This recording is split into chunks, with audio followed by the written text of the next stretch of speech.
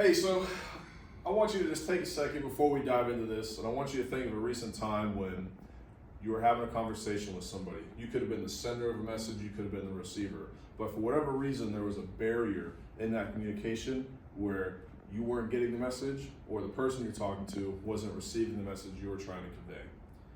Now, I'm pretty sure it's frustrating, and that interaction alone with that barrier would bring down your satisfaction in receiving that message or trying to convey it. Now imagine being in a healthcare system where you can't effectively communicate in the English language of where you're at. Whether you're here in America speaking English or whether we are in another country, just that language barrier can present a problem for a multitude of reasons. Good afternoon, my name is Andrew. I'm an ICU nurse. I've been in the game since about 2017. ICU, ER are my main things, but I've had a little bit of a well-rounded nursing experience from the start of the lifespan all the way to doing some hospice work at the end of the lifespan. And today we're going to talk about the impact of interpreter services on patient satisfaction in the emergency room setting, all right, for people that don't speak English very well. So like I said, we're going to talk about limited English proficient patients and the problems that they have and how we can improve on them. You know, professional interpretation services are suitable for fulfilling this need because they enable providers to communicate with patients, you know, face-to-face, telephone, sometimes, you know, Skype or Zoom type methods, video monitoring. All these provide avenues to help these patients reduce the barriers that when they're trying to communicate with providers. Okay, in this presentation, will help determine whether professional interpreters are useful in the emergency room and if we can increase the satisfaction of these limited English proficient patients. So description and significance of the problem. Obviously, anytime there's miscommunication, there's increased risk for misdiagnosis, for medication errors, for errors in treatment in general. Research conducted by Khan shows that utilizing hospital professional interpreters increases comprehension and satisfaction. All right. This is a common phenomenon. You know, on average, about 8% of the patients that we encounter are going to have barriers in communication, and we've got to be able to step up and help these patients and provide them with equitable care when they need it. Okay. If unmitigated, these problems can lead to avoidable patient rehospitalization, inflated healthcare costs, and unequal treatment outcomes. You know, healthcare as a resource in general is becoming more expensive and it's becoming more scarce. So the last thing we need is a misdiagnosis, mistreatment, and a visit to the emergency room when we could have solved the problem in the first place. Again, healthcare centers without clear policies may expose themselves to legal issues. Title IV of the Civil Rights Act, you know, basically mandates that healthcare organizations need interpreter services for patients that have English barriers. Okay. Research also revealed that these patients who did not receive a follow-up through a professional interpreter had a higher readmission rate within 30 days of leaving. Okay, and through various times and processes that a patient and medical professional interact with the emergency room, interpreter services were least utilized in the most important aspects of care. Just think about that.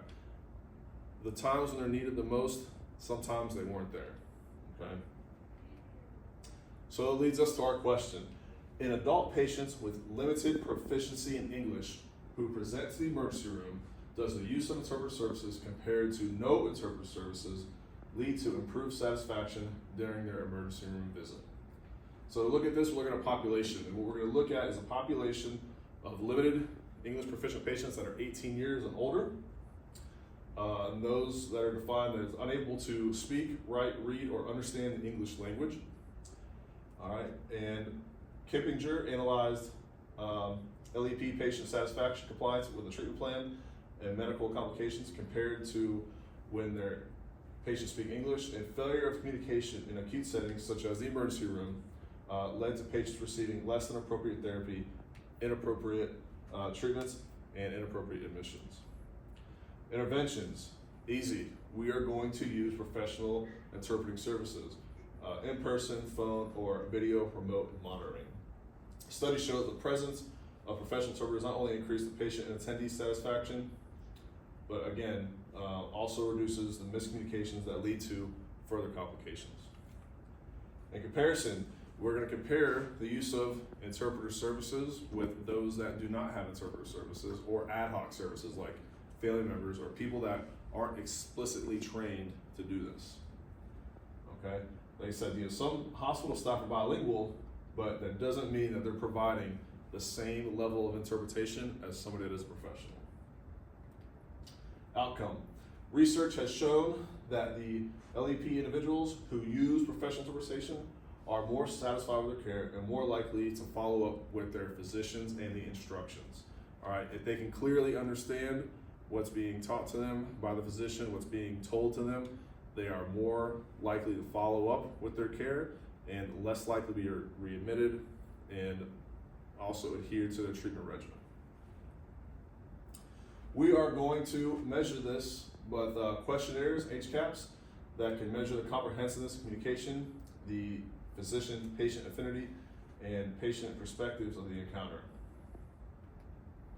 Timing. These patients will receive questionnaires within 24 hours of discharge. Follow-up questionnaires will come up to 72 hours after that. Okay. All right, now, summary of the search strategy and results. So when we looked for the literature out there to decide or to show that interpretive services are useful, we looked at certain databases like PubMed, the Cochrane Library, Google Scholar, and we used terms like limited English proficiency, medical interpreters, language assistants, emergency department, and so on and so forth. We used the Boolean operators like and or. And we kept our articles between 2019 and 2025. They had to be in a hospital setting, acute care, emergency room, containing qualitative data and quantitative data on professional services. All right, exclusion criteria, we left out pediatrics and non-hospital environments and non-professional methods of interpretation, and obviously studies prior to 2019. All right, the final pool of studies consisted of 10 high methodologic quality primary studies and 10 systematic reviews for inclusion and meta-analysis. Professional interpretive services increase patient satisfaction, decrease medical errors, and improve treatment adherence among emergency services.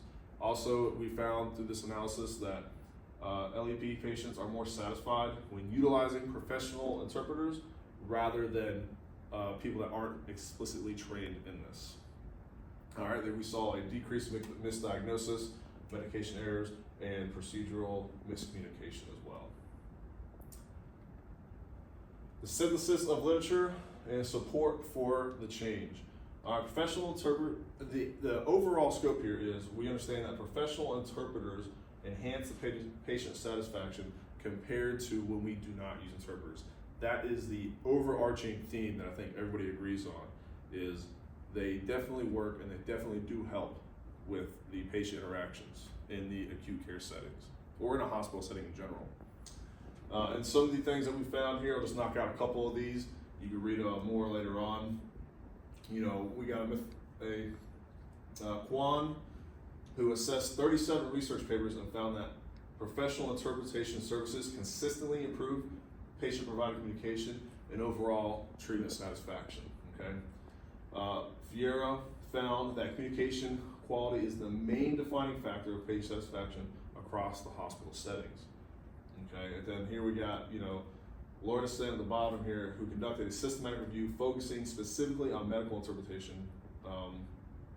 Professional interpreters made significantly fewer critical mistakes that could interfere with diagnosis and treatment.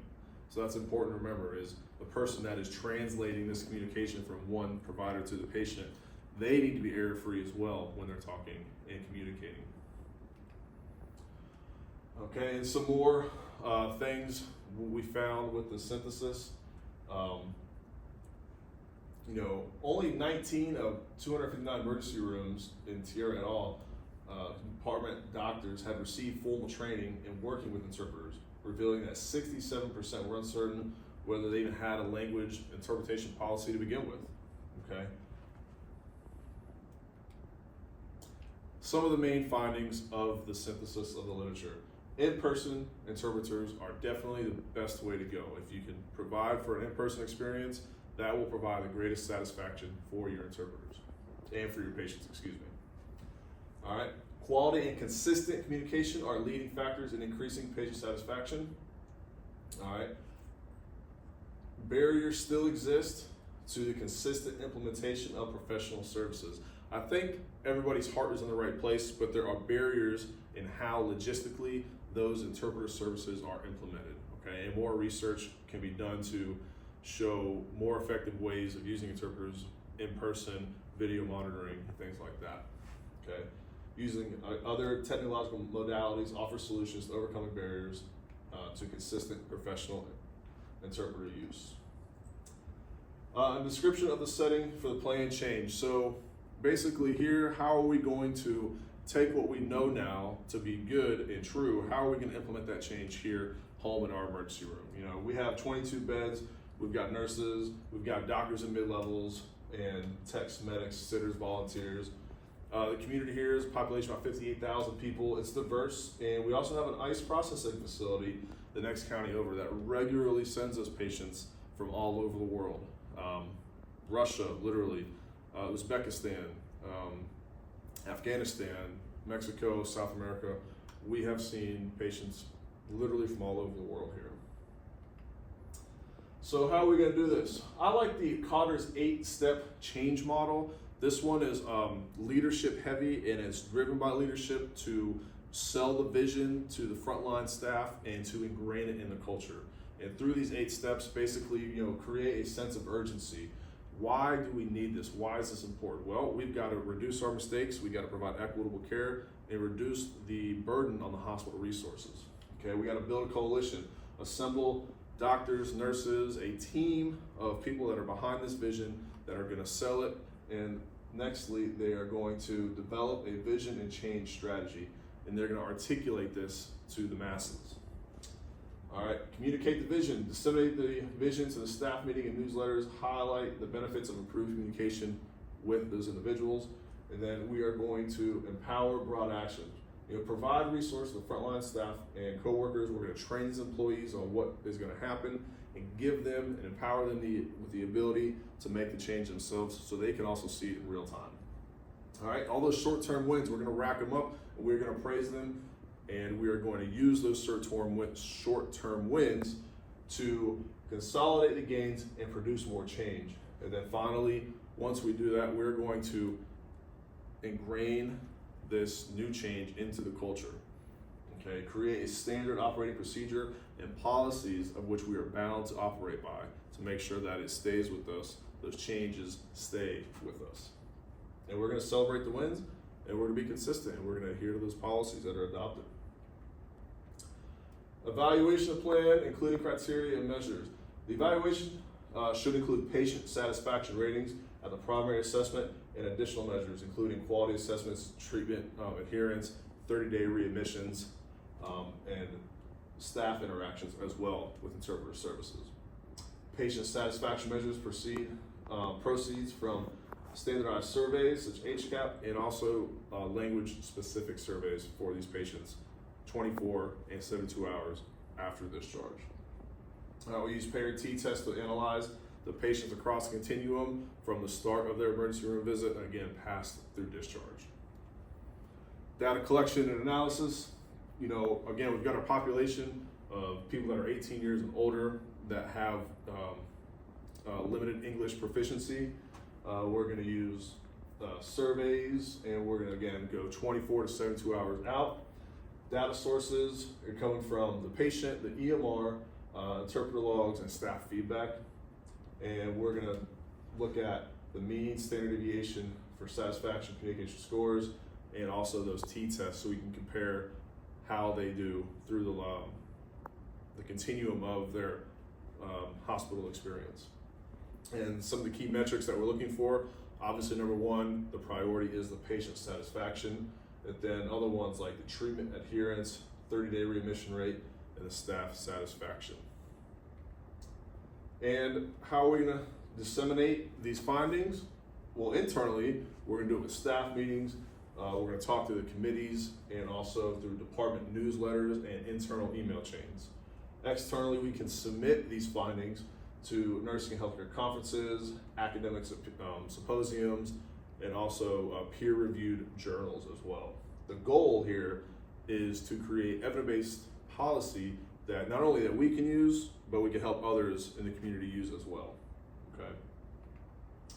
And to conclude this presentation, first thing is, limited English proficient patients, they face significant barriers when they try to receive healthcare. And with the use of interpreter services, primarily the most beneficial in person, but also we have, other remote sources. Through the use of these services, we can reduce and mitigate these barriers so that way we can provide healthcare to these individuals. Data collection using EMR surveys will provide that measurable data to show that patient experience is enhanced with professional interpreters. We use the Cotter's 8-step model to ingrain the change into the organization and the culture, and we'll disseminate that internally, externally, and provide a pathway forward of creating policy that's evidence-based for the use of interpreter services. And with that, here are some references.